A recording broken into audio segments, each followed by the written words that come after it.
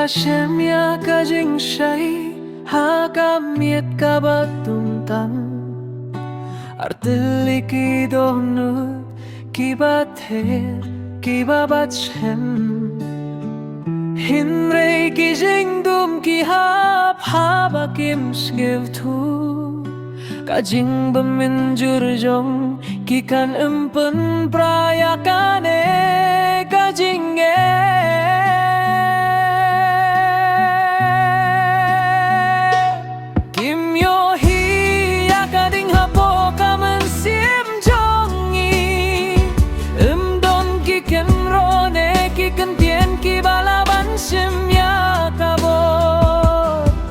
Kajinggit ba shisha ka day Kajinggi ale ka bangit mo banjo Ling ba ki eryong bad Ling ba ki jingkluit bad Ki jingklun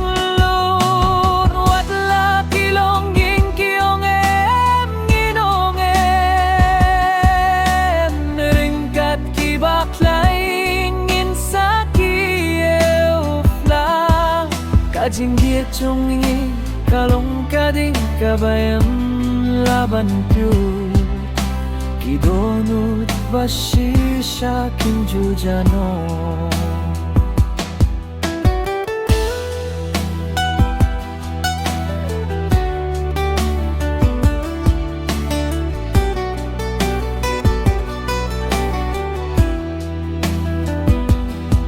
Kijing kerhu kisawa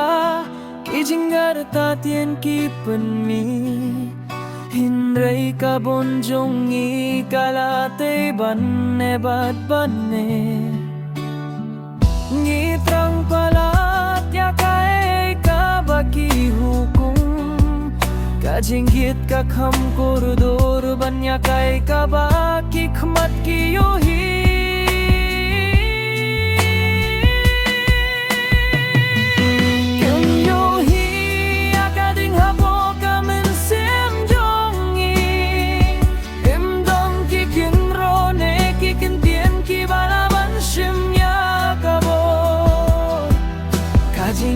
Shisha ka day Kajinggi ale ka bangit mo banjo Ling ba ki eryong bad Ling ba ki jingklut bad Ki jingkluit Wat la ki longging ki ong em Nginong em Ringkat ki baklay Ngin sa ki eufla Kajinggi at chonging Kalong kading kabayam laban piu Kidonut bashi shakin jujano Lese ha kaway kas ngikin sa shnilku Kat thiên jingit balapo Kati hakti Haduk kata kapo Nangin sabat ya kay kabashisha